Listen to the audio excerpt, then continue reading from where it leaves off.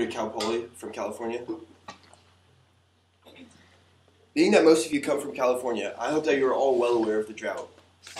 Coming from an agricultural family, it is a very big deal to me. But even for all of you, it really is very important.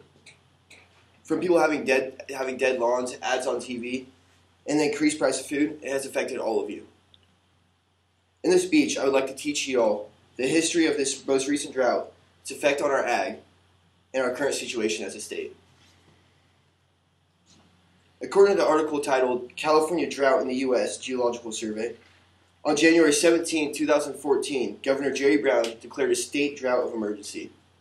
2011 through 2015 had been the driest years since precipitation has been being recorded. On average in California, 20 inches of rainfall fall a year. And 2015 was the driest year, only receiving 40% of the normal rainfall at 9.4 inches. More important than rainfall is the snowpack we receive. The snowpack in the Sierra Nevadas accounts for about 40% of the surface water supply in the agriculture-abundant Central Valley. In 2015, the percent of snowpack on the 1st of May was at about 6% of that normal for the day.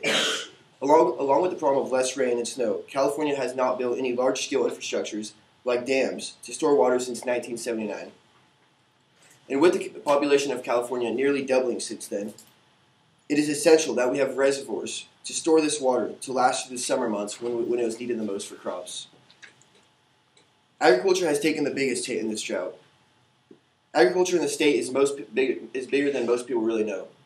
According to the article California Agriculture by the CDFA, over 1/3 of the country's vegetables and 2/3 of the country's fruits and nuts are grown in California. According to the article Agriculture Statistics Review by CDFA, California is the #1 producer of almonds and pistachios in the world, producing over 80% of the world's almonds and around 40% of the world's pistachios. Along with that, California is the #1 dairy-producing state in the nation, according to interesting facts about California agriculture by Dairy Moose. There are over 400 different varieties and commodities grown in California. Because of great climate and soil, California is an exceptional place to grow crops, especially in the Central Valley. With not a lot of rainfall or snowpack in the Sierra Nevadas to provide the Central Valley with water for irrigation, farmers have been forced to pump the majority of the irrigation water from the ground.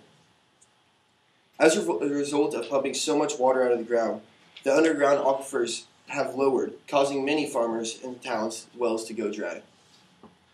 According to California's Central Valley Groundwater Study by the USGS, there has been almost 60 million acre-feet of groundwater pumped out of the ground, enough to supply every resident of California with water for 8 years.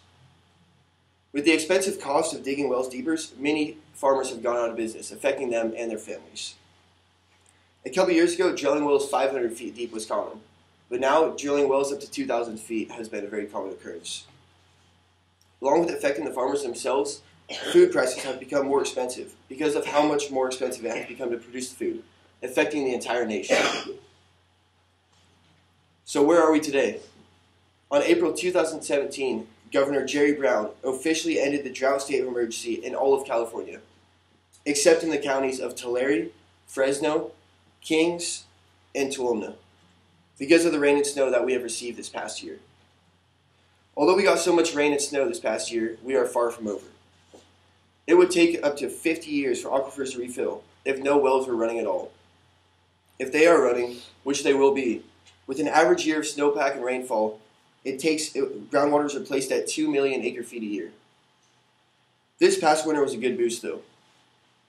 The snowpack in California right now is 190% of its normal snowpack at this date. With that much snow in the mountains, it would have been very helpful to have more dams and reservoirs up there so that more water can be saved when the snow begins to melt away. With the water crisis being very serious in this state, it's very important that work is being done right now so that more dams can be built as soon as possible to help rebuild the water storage in the aquifers. Along with needing a dam, it is extremely important that all of you, as citizens of California, do your part in helping get California's water crisis back on track. You can help the drought by doing things such as taking shorter showers, watering your yards early in the morning, only run the washing machine and dishwasher with full loads, and don't leave faucets on. In conclusion, I hope you all have achieved a better understanding and knowledge of the severity of this drought, the effect it has had on the agriculture industry, and where the water crisis is sitting at today. I hope you have gained more respect for farmers in California, and think twice before taking a long shower and leaving a sink on while brushing your teeth. Thank you.